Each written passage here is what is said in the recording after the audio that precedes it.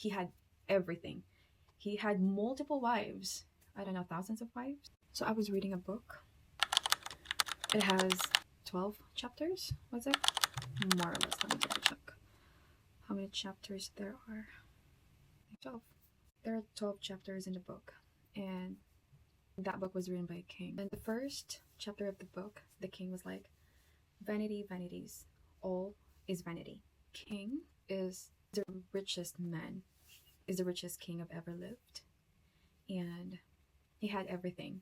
He had wealth, he had power, he had wisdom most importantly. He had it all, everything. Aside from that, he also had pleasure in everything that he had, from all the wealth and from all the power that he had. There was entertainment, there was comfort, luxury, there was a lot of projects that I was doing. The king was like, I gained everything I wanted, but they're all still not enough. And that's from the king himself. He had everything. He had multiple wives. I don't know, thousands of wives. He had it all, but it was all never enough. Then he'll look at everything he had done, all the projects he had done. He had buildings. He had accomplished things. He had made a legacy. But he then realized, despite everything that is, I'm not going to be bringing them when I die. And someone else is going to inherit it. And he doesn't know like what they're going to do with it. They'll use it wisely. Maybe they'll waste it. He doesn't know. They can do whatever they want because he can't bring it with him. And this king, because he's the like wisest, wealthiest king, he realized that you can have wealth, you can have it all, but you know one thing you're going to have? Mortality. This king realizes that he may be king, but his destiny is the same as that homeless person that is in the street. They're all going to go back to dust. They're all going to die. So basically, the wealthiest die, the wisest person die, the rich die, the poor die, the famous die, the unknown die. So the king was like, we're going to have the same destination. We're going to have the same ending. As the king continued to like seek wisdom, realized that he can have wealth, he can have everything in this world. But one thing he cannot have is forever. He cannot control his life. He cannot control who's going to like inherit all his possessions. Most especially, he cannot escape death. What he has control is how he's going to live his life now. So he decided to enjoy it.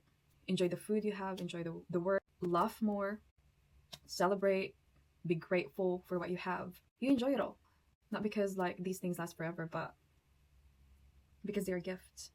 And there's one theme that was kept repeated in the whole book. And in my interpretation is more like life is not something we conquer, but it is something we receive. We received it with gratefulness.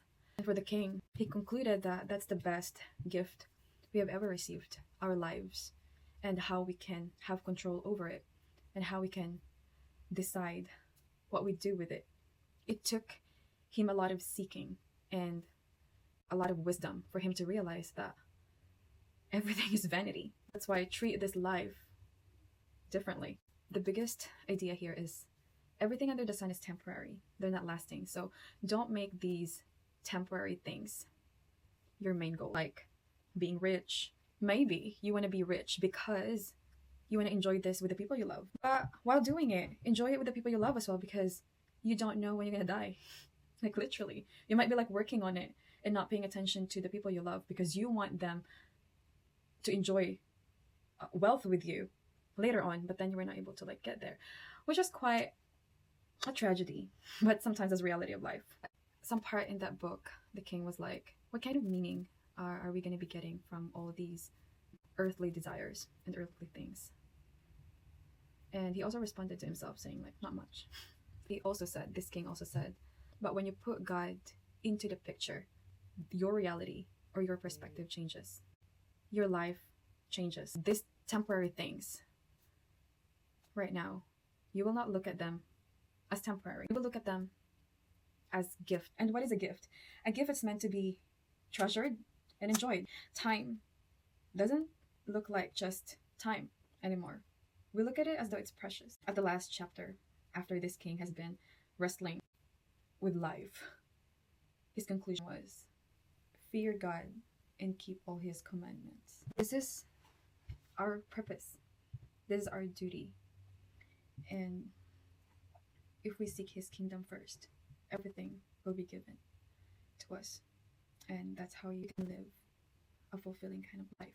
Some of us have tried to look life in an earthly perspective. And sad to say, it's always like not that good. People who have a different perception of life, because life is being seen in an earthly lens.